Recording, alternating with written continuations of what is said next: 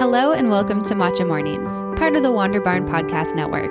I'm your host, Amanda Kingsmith, and I'm excited to dive deep on topics around holistic health, the power of food, hormone health, how the practices of yoga can impact our health and well-being, and much more. So grab your cup of tea, settle in, and let's get started.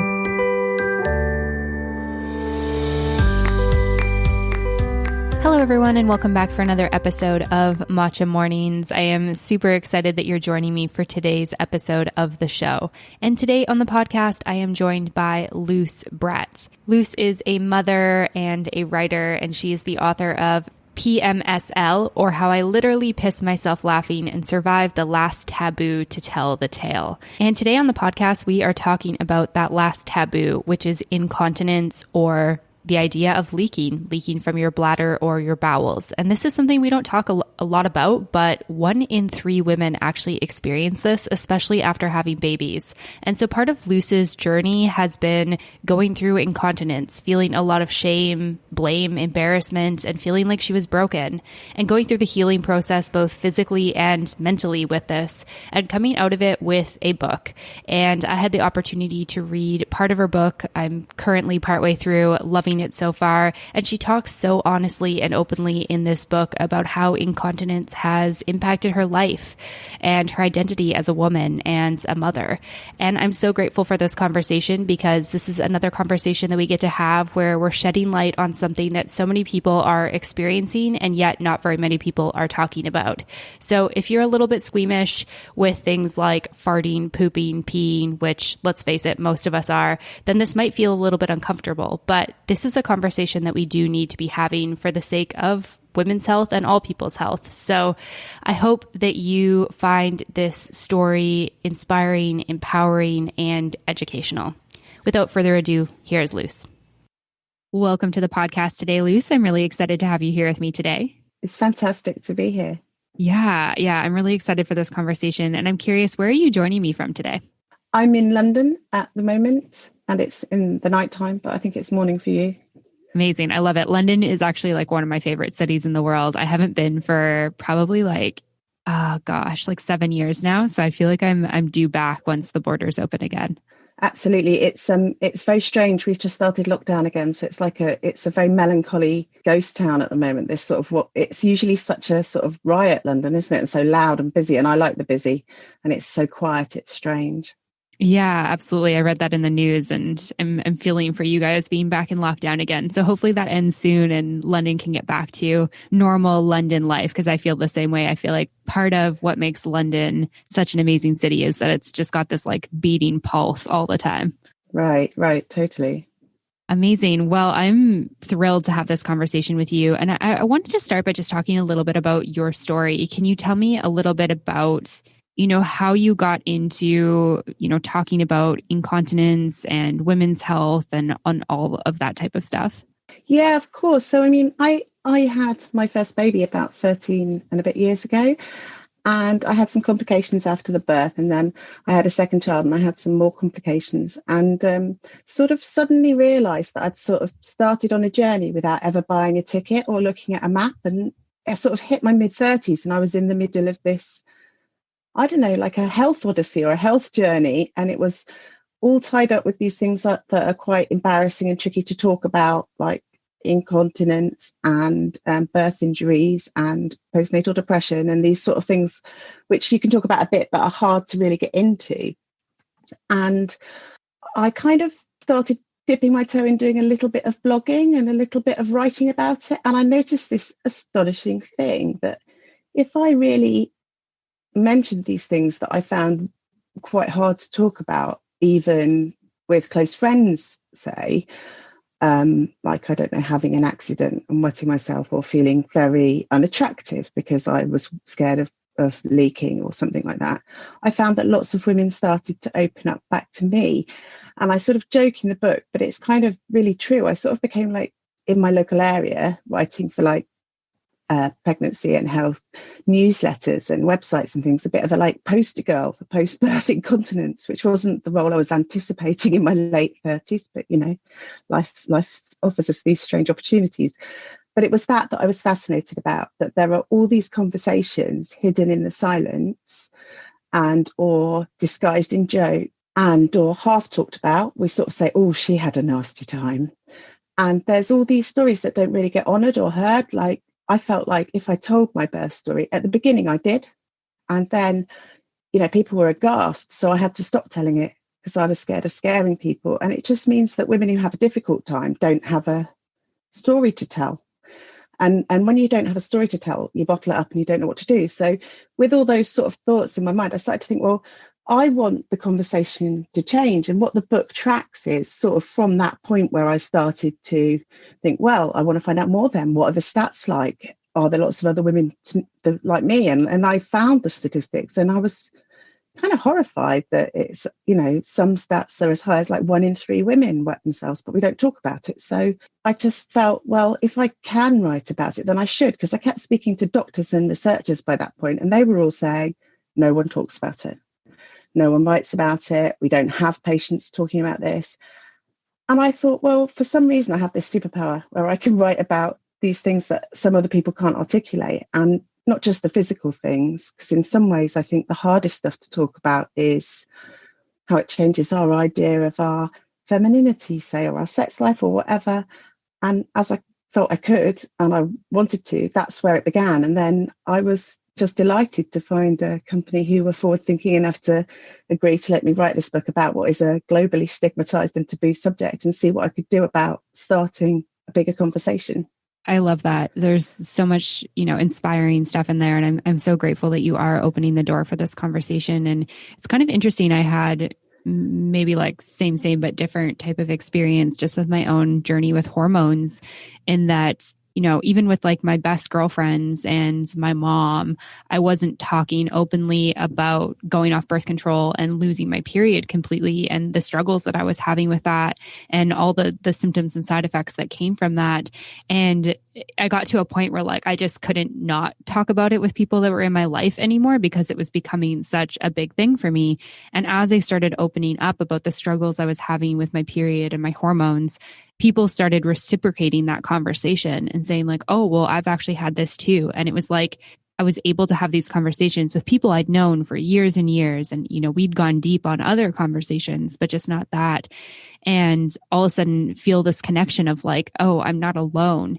And I think one of the things that strikes me with the topic of incontinence is, like you say, 1 in 3 women suffer from this, which means, you say in your book, like you look around on like the bus or the subway and you think to yourself, oh, well, there's like probably a bunch of women right now who are struggling with this. And yet we're not talking about it. We're not having these conversations. There's not a lot of education around it. There's not a lot of like normalization around it. And we really do need to break down that barrier, because if this is something that, 1/3 of the population of women are experiencing, it's something that we should all be talking about as women to kind of, make it more normal for people.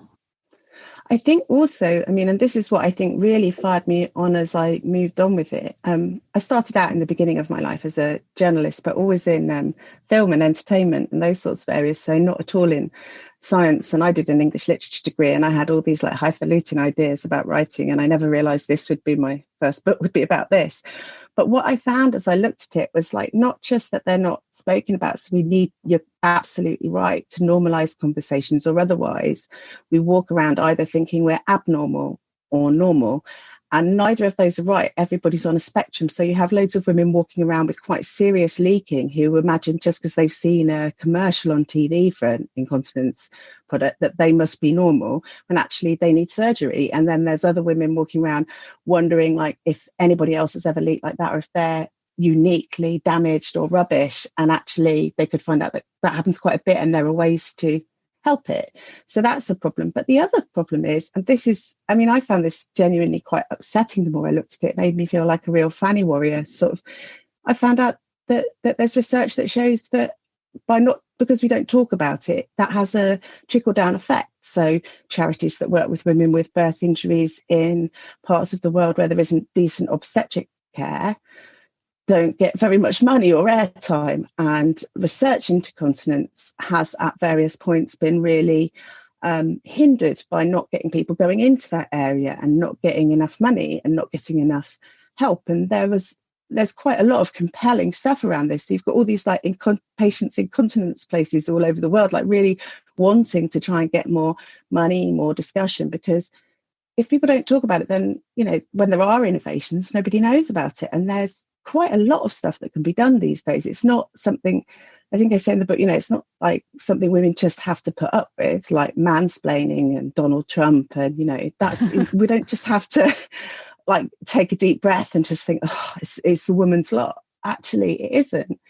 I mean, and it's also a very interesting area as a bit of a feminist, because actually men's incontinence is quite an interesting area too. And the conversation around that is only centered around very specific sort of things. And you just think, well, I know it's embarrassing, but if incontinence is also linked to depression, to women being put into nursing homes when they get older, to fractures because older women fall over going to the toilet, and if those women could have had an operation or done some Kegels or made some lifestyle changes or not felt miserable, their lives might have been better up to that point, and you might actually have given them much longer independence. And I found that all quite, I mean, heartbreaking, and also quite sort of overawing, really, to sort of realise that I had a very everyday story that had gone a bit wonky.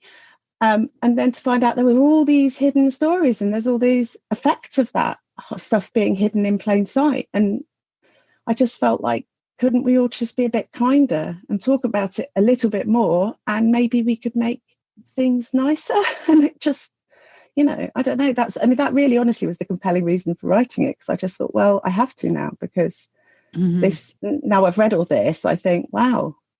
Yeah, absolutely. Thank you for sharing that. And for those people listening who aren't super familiar with your story, maybe we can back up a little bit. Can you share a little bit around, you know, you had your first child and you said you had birth injury. Can you share a little bit about, you know, just what happened and kind of what led you down this path? Oh, yeah, sure.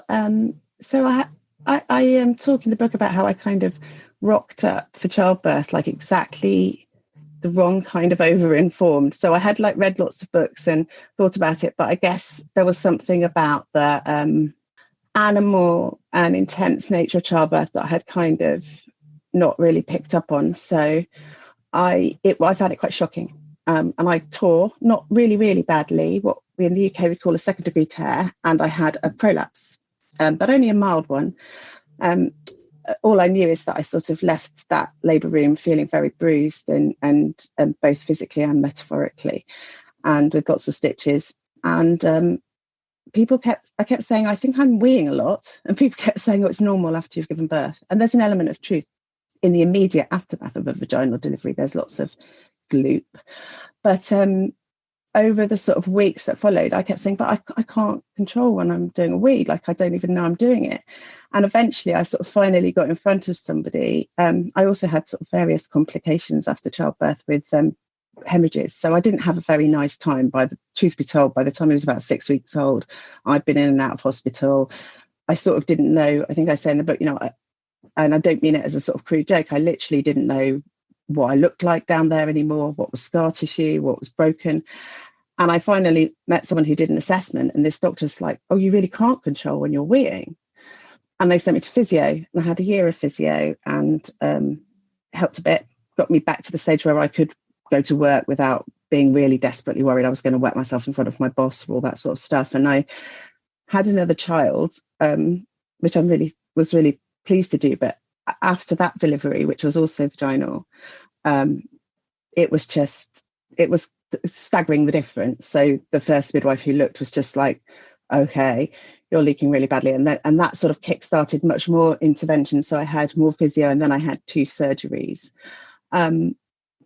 And one thing that never happened in any of that time, so physio, like, I don't know what you call, Kegels is one of the words, and there's lots of different sorts. I think we can quite simplify things and make out that if women just did a few more Kegels, they wouldn't leak, and like as if it's their fault. And I really am not in the business of doing that. Like I think women have enough on their plate anyway, and incontinent women particularly. But there's all sorts of exercises, all sorts of lifestyle changes and things you can make that will improve things for most people. But I unfortunately, and I actually saw the surgeon who did my operation not long ago. I have very loose, waggly bladder neck, which means that it's just very hard for me to control it even after surgery. So it's kind of, for me, it was a mixture of bad luck and I don't know, like I'm quite stretchy.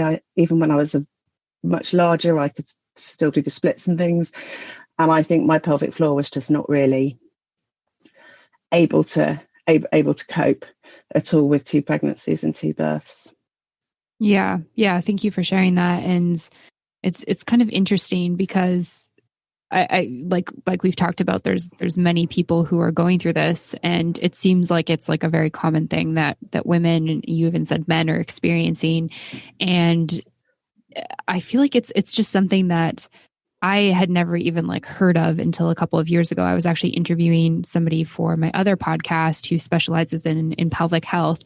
And she said, oh, you know, I'm trying to like destigmatize the idea that like we can leak. And I was like, oh, I'm sorry, what? Like, I'm not familiar with this. It was something that like, I just didn't even know about. That's how much, you know, I guess like lack of education and lack of awareness I think there is for a lot of this. And one of the things I think that must be challenging, I don't have children myself yet, but must be challenging to go through this experience where you're told like, you know, birth is going to be amazing. You're going to get this baby after it. And I'm sure that is amazing. But it seems like a lot of the times you're not like, I guess, prepared for, I guess, the trauma and the damage it can do to your body and the side effects that can happen from having a baby. I think that there's just not a lot of information out there about that.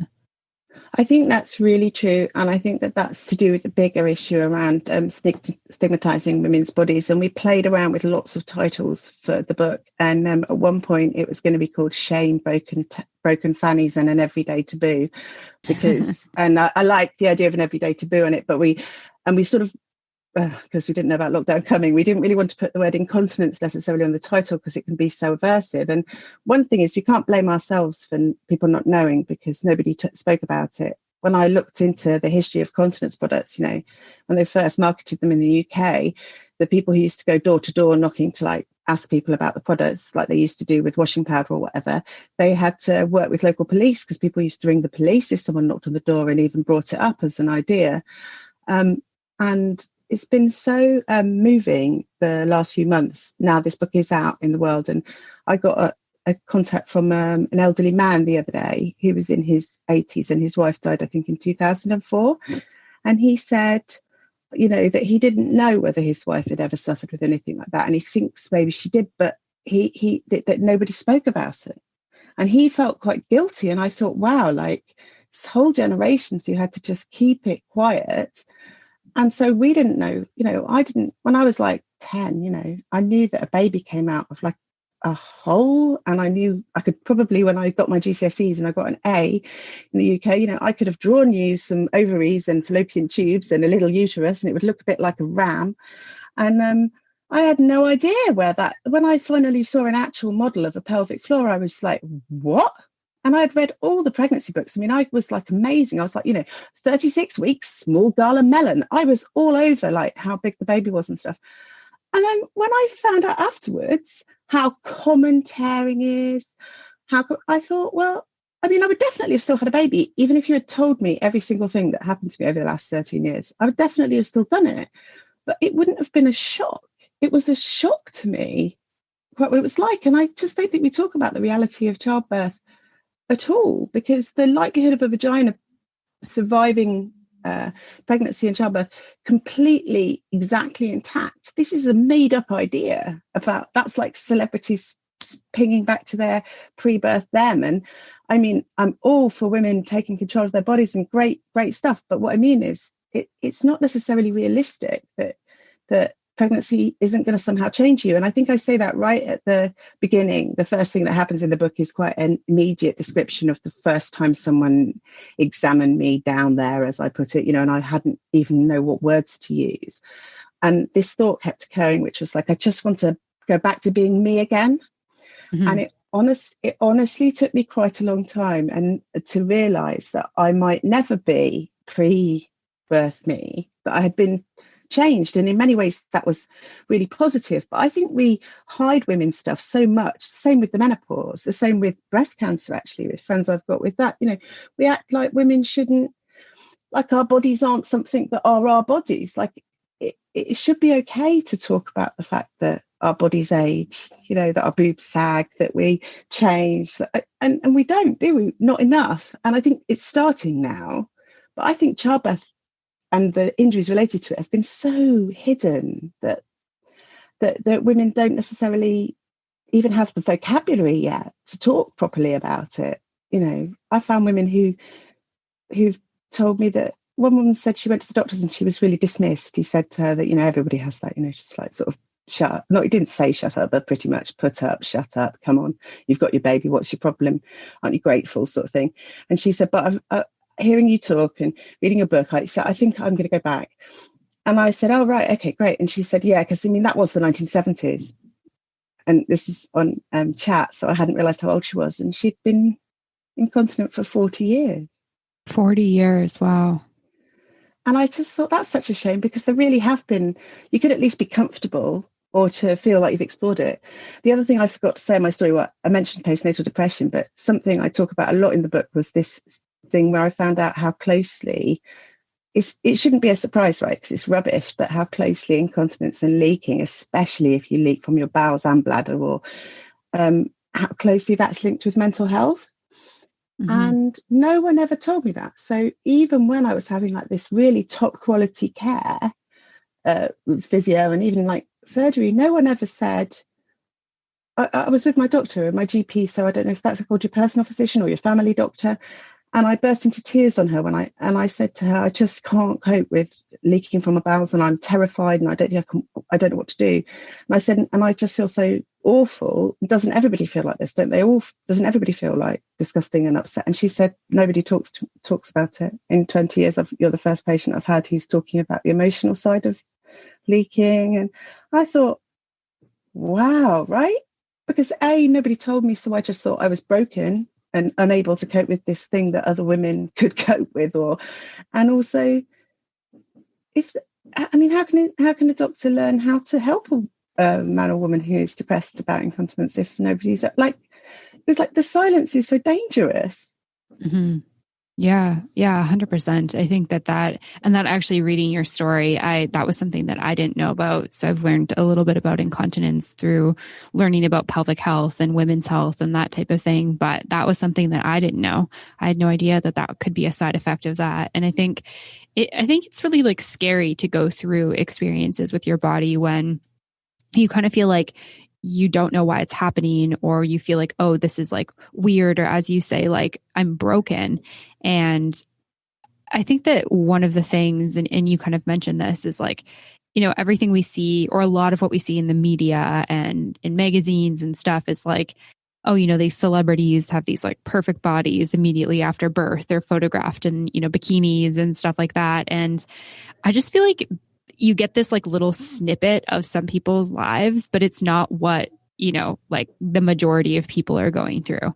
And I feel like more and more we just need the majority of people. We need to see that as our day to day. Like, women have stretch marks, and, women have, maybe extra belly skin after giving birth. And that's okay.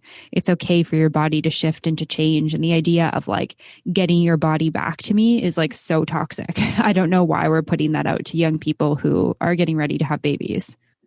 Right. And because in the UK, you have something called your 6-week check. Your post-birth appointment is your 6-week check. And it's sort of as if you have like 6 weeks of your post-birth body, and then it's the body. And it's like, I'm 43 now and I still have a post-birth body, and I will for the rest of my life. And I would, even if my children had not survived childbirth. Like, it's something we just don't, I hate that word, Honor, really, but I feel like it's like we just don't accept, I don't think, culturally, what our bodies are and what they're for. And it's so interesting what you're saying about feeling alone and all that sort of stuff, because I would say that there's also a friend of mine read it, and she said she did English at a posh university, and she's like, you use the word broken all the time. And I thought I'd been a bit more inventive, and I looked through, and she was right. And I was like, that's sort of all Freudian. I didn't realize how much I'd used it and how powerfully I felt broken. And I got this incredible letter from a friend of mine who was having breast cancer treatment while I was writing the book. And it was so astonishing. So she's a similar age to me. She doesn't have children, and she went through breast cancer, and she was talking about how powerless she felt and how shocked she felt in a lot of the appointments, and how for her the emotional resonance of the book and this idea of like being this scared patient, but you're also articulate and you're also angry and you're also grateful and you're all the complex things that anybody is, but you've got this like patient label, and people keep asking you like to show them things, and I'm like, I mean, you can make it a joke, and I do a bit in the book, that kind of like, normally people buy me dinner first before they look there. Like normally if someone was going to put their hand up there, I might have expected a proposal, or at the very least, a weekend away.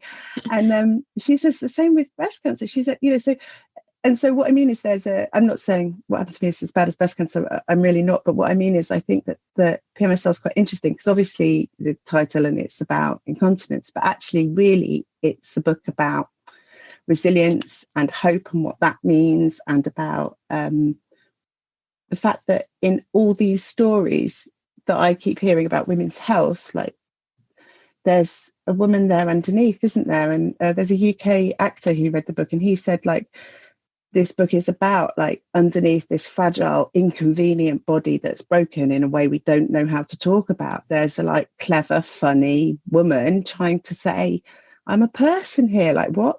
And it was astonishing to me that someone who was going through something as radical as like, a mastectomy and everything, said that the book really spoke to her, because it was about the vulnerability and brokenness, and just sort of like letting that stay there in the book, not hiding it or only talking about joy and resilience and stuff, because those things are in the book too. But I kind of did lay that out, and I think that's sort of quite radical. It feels like talking about incontinence, and as you say, things like women's hormonal development over their life is kind of quite radical still.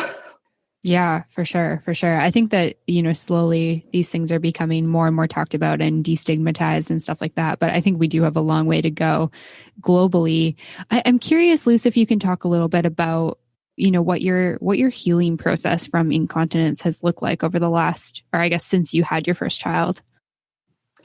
So first of all, I had quite a lot of physical therapy, or in the UK we'd call that physio. And if you mean what that was about, it's a lot about exercising those muscles. So it's about doing what we would call kegels and sort of pulling things up. But it was also for me about things like using weights and stuff to really try and strengthen it. So that was kind of stuff I did at home, and I just tried to improve it. And I went regularly to see someone who showed me how to do it, because I'd lost some sensation, so they needed to tell me how to do it.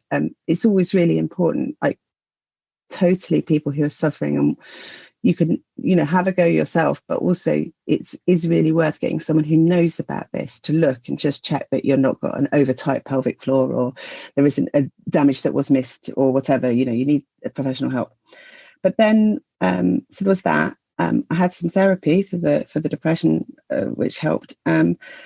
But also I had some surgeries, and those were, again, very interesting. So the second set of physio, the second time, I didn't bounce back at all, and I was still leaking like you might when your baby's only a month or so old, even when he was like toddling. I mean, he was potty training, and I was still unable to like go out of the house without wearing pads and wearing a uniform of like black tights or black trousers, so no one would notice if I like coughed too hard and wet myself.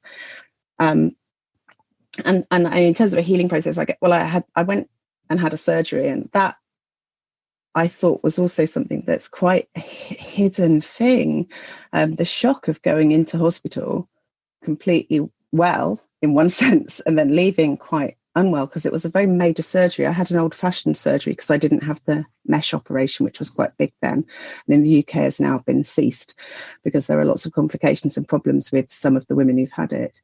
But they so that was quite a major surgery, where they basically attached my bladder neck, I think, to my pelvic bone. They kept describing it, but I was a bit squeamish. I was like, sort it out.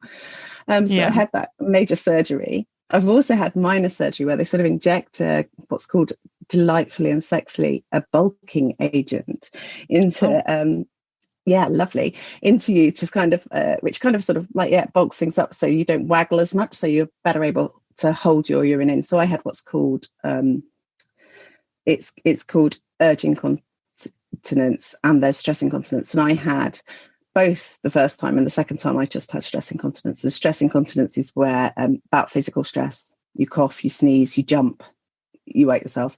And I couldn't really handle doing anything. So I had that.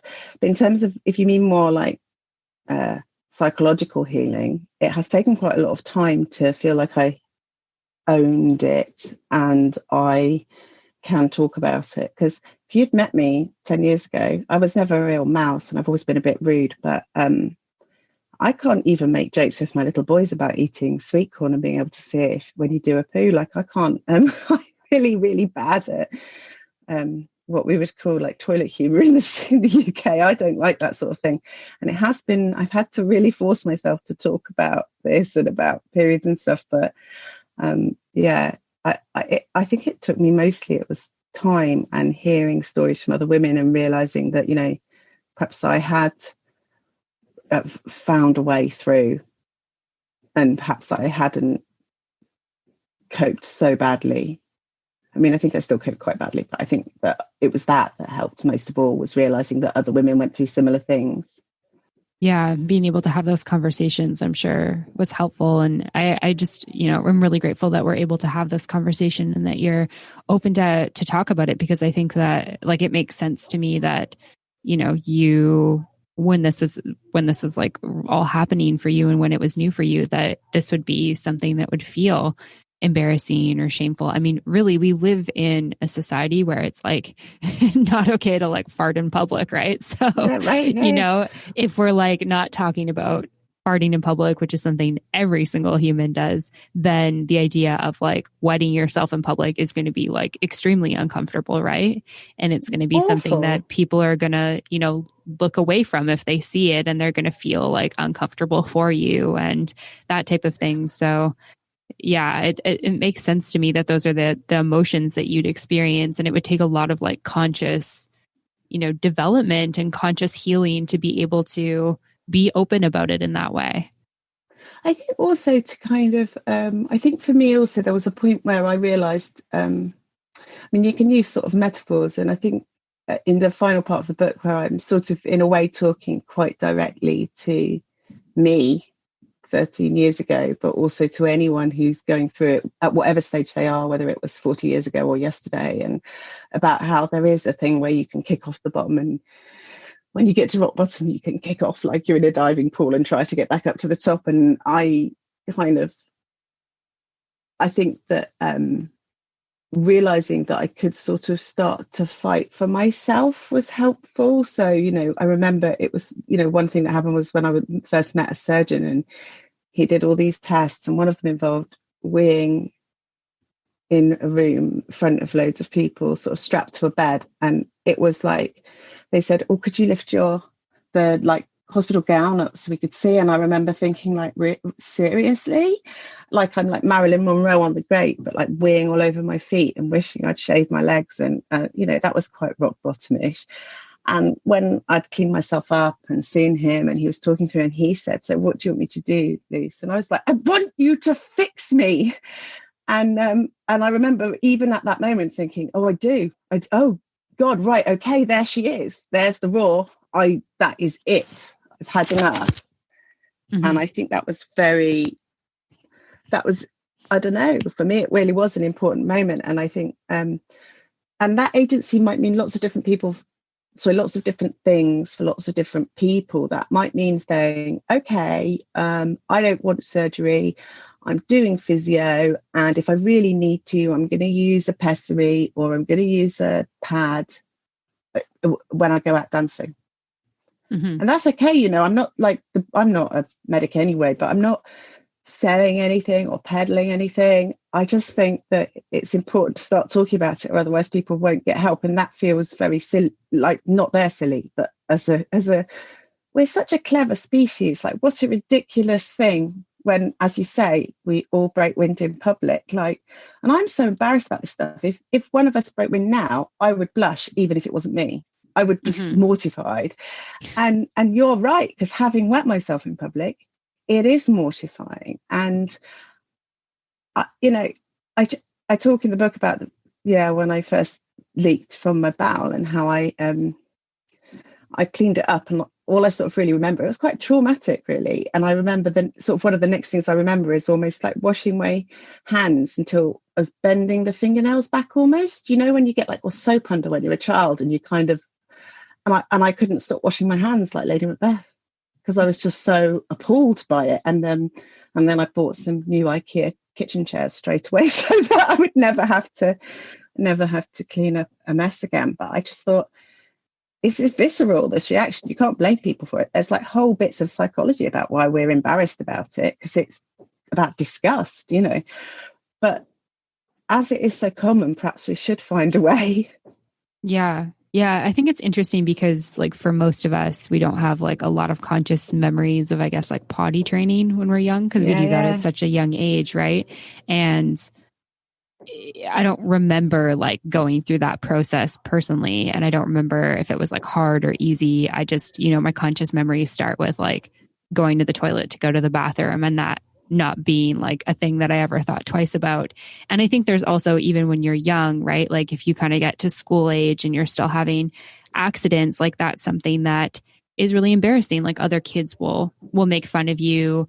You know, your parents might have to come pick you up, which is going to be shameful. And so it's very much like ingrained into us that we go to the bathroom in a certain way. And so I feel like if you're not told or prepped that this is something that could happen to you after, you know, having a baby or just as you age, then of course it's going to feel like something when it happens for the first time that's extremely shocking and shameful and embarrassing. I mean, we've spent our whole lives knowing something as one thing, and if we're not prepared for something else, then yeah, I mean, of course that's going to be something that provides us with a like, what the heck is happening to me? I must be doing something wrong type of feeling. Totally. I spoke to some physios about this, and they were saying how sometimes with older patients, there's like, they will not tell you that it's happening. So you have to kind of play detective with the, like, because, so, you know, or people who work in like nurses who go in and work with older people, sort of pop into their home to check that they're all right and stuff, and finding women who've done things like hidden all their knickers in places or refused to stand up from their chair because they, and you just think it's like you say, it's so ingrained in us. I think right at the beginning of the book I talk about how the problem with it is it's like exactly like you just said, it takes you right back to nursery school or kindergarten, and the person who messed their pants in the play corner and had to be collected early. It takes us all right back to that, and that's a hard thing to deal with, whether you're a 85-year-old woman who was always fit, or an athlete who does really extreme sport and leaks a bit, or someone who's had a baby, or even, you know, someone who has not brilliant pelvic floor and is even younger, you know, and hasn't had babies yet, but maybe has a bit of laxity, and you know, when they do, I don't know, aerobics, finds that they can't really hold a fart in. Like, there's loads of ways this manifests, but because we're so embarrassed, we don't talk. And then someone says, oh my God, I thought I was the only one who like had to like hold in a fart in yoga. And it's like, right, so we could have cleared up loads of just like uncomfortableness if we all just acknowledge that that's what bodies do, you know. Just, yeah. Hey everyone, we're just taking a quick break from the show to talk about Energy Bits. Energy Bits are spirulina tablets made of one ingredient, algae. Nothing added, nothing subtracted, just 100% plant-based algae nutrition. No sugar, no caffeine, no gluten, no soy, no additives, no GMOs, no preservatives, no binders, nothing artificial.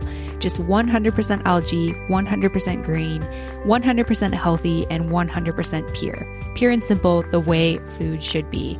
They have high protein, high beta-carotene, high iron, high chlorophyll, high antioxidants, and over 40 plus vitamins, including the B vitamins. They have electrolytes, including magnesium, potassium, and are a great source of essential fatty acids. Honestly, I could go on and on and on about how great Energy Bits are for you, and that's why I've decided to partner with them. If you want to learn more about Energy Bits or order some yourself, you can head on over to energybits.com to learn more. Use the code WANDERBARN to get 20% off your order. Once again, that's energybits.com and use the code WanderBarn for 20% off your order. All right, back to the episode. Yeah, it's really interesting how we've kind of just anything that kind of like comes out of your body has been like deemed disgusting, right? Like burping in public's like very inappropriate. We've already talked about sweat. Yeah, sweat. It's like you don't want to have any like sweat stains or anything. I actually remember when I went through puberty as a teenager, I just started like sweating, which is what the body does. And I have no idea why I was so sweaty at that point. But, I'd like go to school and I'd just be like terrified of having sweat stains because I was, in grade like 6, 7, 8, middle school. It's like, that's the type of thing that's like, can make you a social outcast if you're like the kid who has sweat stains, right? Right. You no one can't wants stop to be that it. girl. Like, you can't stop. Like, it's like you literally cannot stop your armpits from sweating. I remember just like going to the bathroom. I have tried. Yeah, dry them and fan them. And I made my mom buy me like all the heavy duty deodorants. It's just, and it should be something where it's like, oh, we sweat. No big deal. It's funny because you were talking earlier, and I've been thinking about this a lot, especially because I love her and the way she talks about women's bodies, and I've been so heartbroken for her, even though obviously I'll never meet her, with Chrissy Teigen recently, and she's doing this incredible job, but at destigmatizing things that are like pain or heartbreak that we don't talk about, and when physical and hormonal and emotional things go wrong altogether, and how there is a sort of despair that we can't name. And I hope she's got people around her and stuff, because it's just, she's done something amazing for women, I think, sort of globally, actually, certainly in more privileged countries. She's done something incredible, because people just, in the UK at least, like there's a lot of stigma even around things like miscarriage, and it's like, or even death, I think. I don't know, I think they're sort of all connected in how we're sort of so afraid of bodies, because incontinence is like a sign of decay, isn't it? It's like something's broken that shouldn't have broken. And one of my closest friends died while I was writing the book, and her husband is a journalist, and he interviewed me about the book, and he said, like, is there another taboo? Because medics often describe incontinence as the last taboo standing, and even more than mental health, it's not spoken about. And I was like, well, death, I think. And he was like, yeah, that's so true. Because like when his wife died, he's like, people are like, oh, I'm sorry. And they're embarrassed. And he's like, I'm not embarrassed. I'm devastated, but I'm not embarrassed. Like, it's not embarrassing that my wife died. And we can't talk about it. We don't have the words. And like, again, we've been around a long time. We should maybe try and find them. Mm-hmm. Yeah, 100%. And on that note, obviously having conversations like this are important. Your book is like a very important resource for this becoming destigmatized. But what else can we do? What else can we do to start making, conversations around women's health, men's health, things like incontinence become more just normal part of life? So I think there's a few things. So that I would say that there needs to be some cultural changes, even in medicine, because most doctors are really brilliant. If you go and speak about this, there are still some people who will act like incontinence is just a part of being a woman. But most are pretty good. So, if you find someone who is being tricky, you can almost certainly find someone else who is decent. And a lot of their conversations are beginning to be more public. And I find this a very useful thing for medicine, for all of us. So, for example, on social media, there'll be lots of physiotherapists and physical therapists and midwives and people who are really starting to break open these taboos. So one is about talking, but not just patients talking, or otherwise. I feel like I wrote this book, and I volunteered at various things as a patient to talk about it. And sometimes I think the burden of incontinence, people who leak already pay the price, because it's really expensive to be incontinent, because the pads are really expensive. You've got extra laundry, you have to buy more clothes. It's really rubbish. So you might buy more chocolate and put on weight, or you can't exercise, so you put on weight, because if you leak every time you do it, you're not going to. And people haven't even properly explored like the links between obesity and incontinence, for example. So there's the patients have got to talk about it, but we can't make it the incontinent patient's fault. and we can't give them the burden of changing it. We all have to change it. So one thing is practitioners talking more. And it's really interesting. If people are worried, they could like go onto Insta or Twitter or one of those social media things and Facebook groups and stuff. Have a look. There's quite a lot of people already doing a lot of work. And in those spaces, you can talk, even if it's anonymous, and you could just read and lurk and have a look and think, right, so that's what that feeling probably is. I could go to my doctor and say that, because sometimes people don't have the words. At the end of PMSL, I worked with a GP and we came up with all these different sentences you could say to your doctor. If you were too embarrassed to say, I'm incontinent, you could say, oh, I'm having trouble with this, or this is what my problem is. You know, I leak when I have sex, or I leak when I'm exercising, or I can't hold on as long as I used to, and those sorts of things. So there's talking. That's a bigger thing than just one sweary woman from London writing a book, which I think I've made sound very, very serious. And I think it's got a lot of love and joy in it. I mean, it is a sort of love story in its own way. And it is about like coming to terms with who you are and how life changes and those sorts of things as well, and sort of funny jokes and the absurdity of having an embarrassing illness, because it is absurd as well.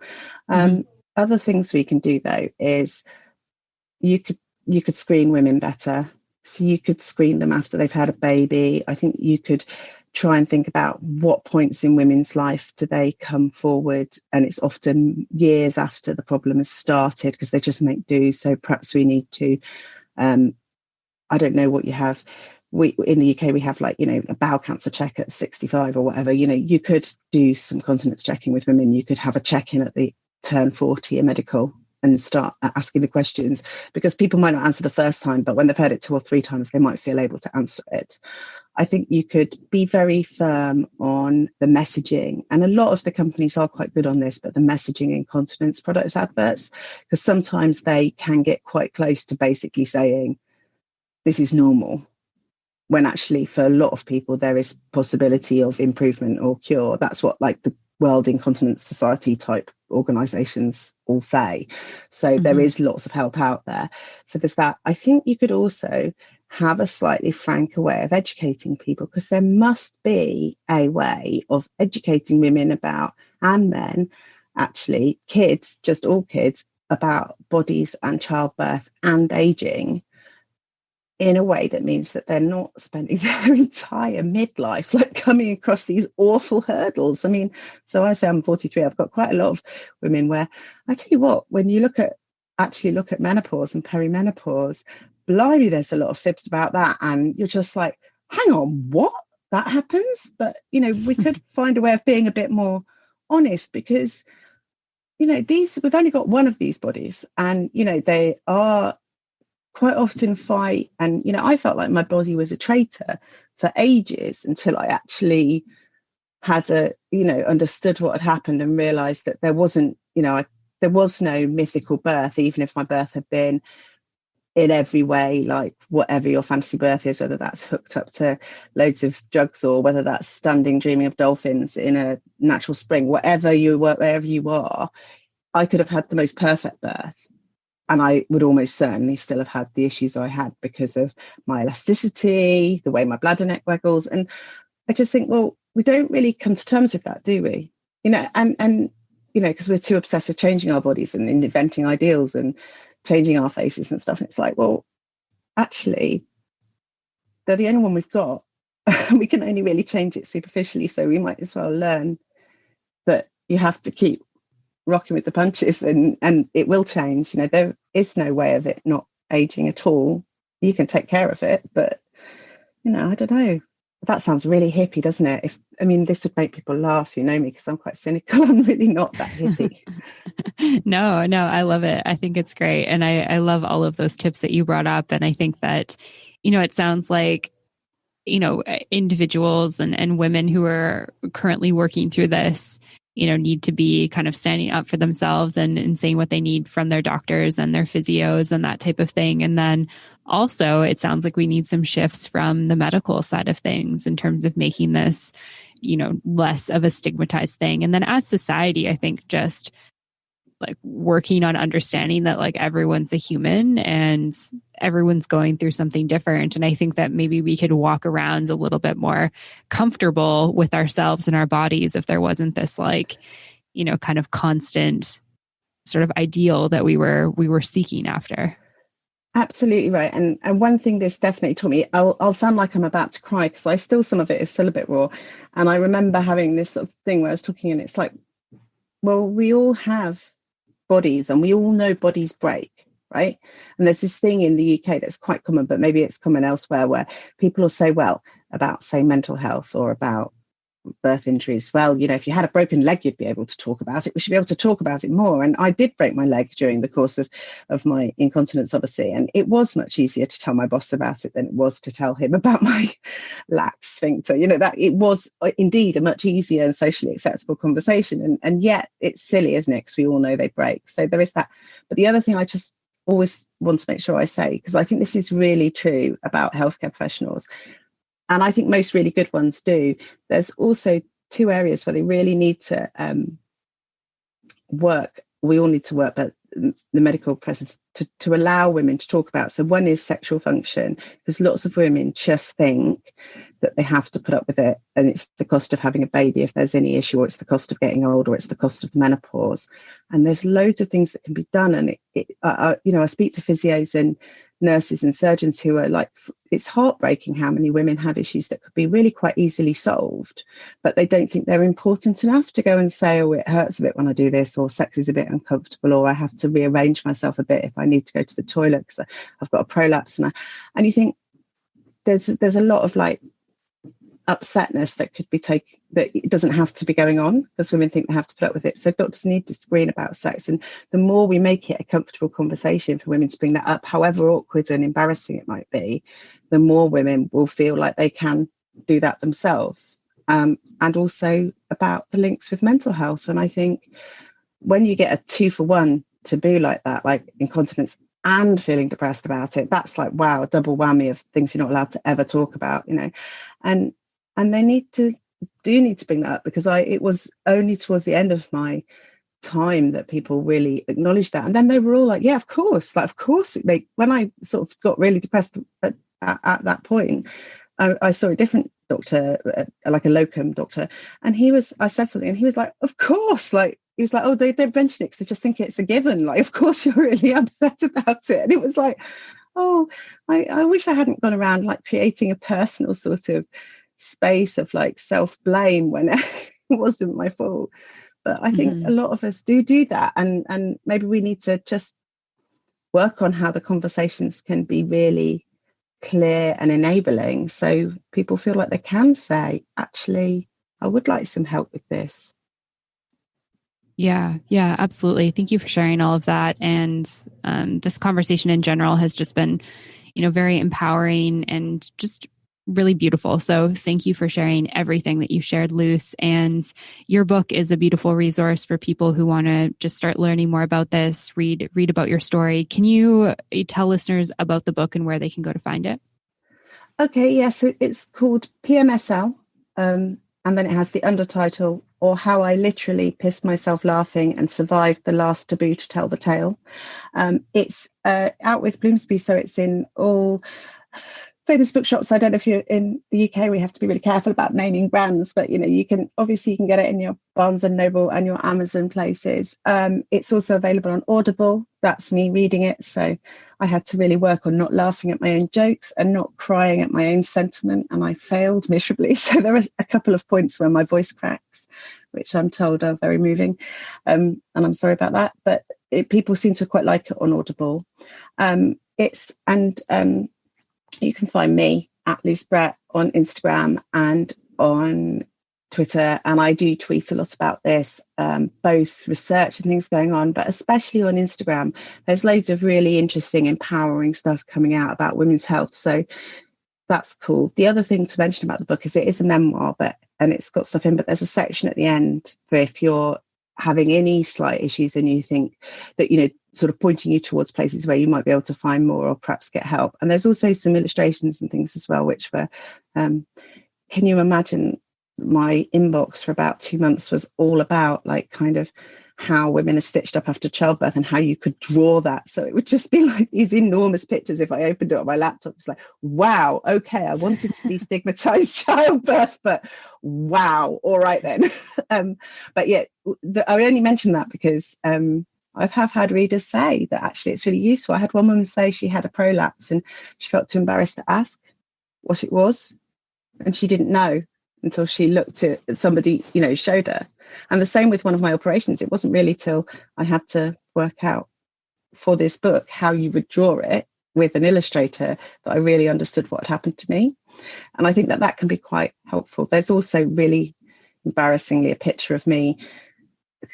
It's a line drawing. It's not in detail, but when they drew it, I said, I was a bit older than that. And so they've added stretch marks in an attempt to be honest. So even the pictures they're not ideals of beauty. They're normal pictures of being a woman. But I think people do seem to like it. So do read it. Also, it has got a really lush cover that's that wouldn't alert anyone to the taboo nature of the subject. It's got a yellow teardrop, but it's very classy. So don't worry, you're not buying a book that screams, I have a problem or anything. Mm-hmm. Yeah, I have a copy of it, and that is very true. It's beautifully done. And yeah, thank you so much for sharing all of that, Luce. I'll make sure that there are links for your book in the show notes so people can go check it out. And yeah, thank you. Thank you so much for this conversation. Honestly, it's been an absolute pleasure. Thanks so much for having me. Thanks so much for listening to this episode of Matcha Mornings. To find links mentioned in this episode, show notes, photos, and more, head on over to wanderbarn.com/podcast/matcha-mornings. To be the first to know about brand new episodes of Matcha Mornings, subscribe on your podcast app. If you enjoyed this episode of the show, please leave a review or send me an email at wanderbarn@gmail.com with the subject line Matcha Mornings. To follow along with me, Amanda Kingsmith, you can find me on Instagram at Amanda Kingsmith to learn more about other fun projects I'm working on. To find more great podcasts like this one on topics such as travel, the business of yoga, cryptocurrency, and more, head on over to wanderbarn.com. Thanks for listening, and I'll see you soon.